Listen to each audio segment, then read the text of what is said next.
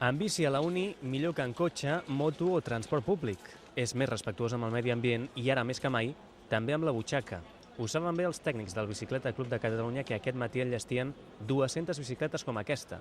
Vehicles que s'han repartit en préstec a alumnes i professors de la Universitat de Barcelona i la Politècnica per fomentar-ne el seu ús.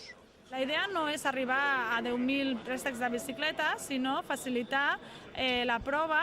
També fem descomptes perquè sigui més fàcil comprar la bicicleta després i la idea és que al final les persones adquireixin les seves pròpies bicicletes, que se n'adonin que és un transport àgil, econòmic, en comparació amb gairebé tots els transports que hi ha a la ciutat.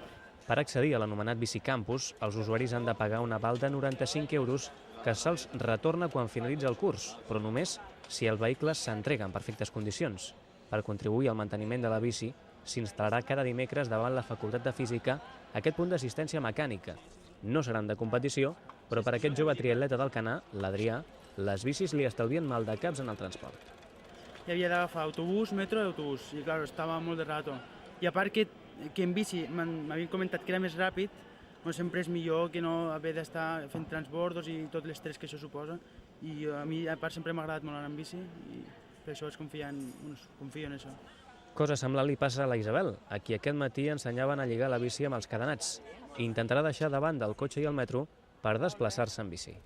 Normalment en metro, però haig de fer 2 transbordaments o si no amb cotxe i portar-lo al matí perquè estudio de tarda i després per la tarda haver de marxar amb el cotxe i la veritat que és un embolic. El sistema de Bicicampus neix com a complement del bicing, però en cap cas com a substitutiu. En acabar el curs, les bicicletes s'oferiran a nous membres de la comunitat universitària per seguir alimentant el cuc de les dues rodes.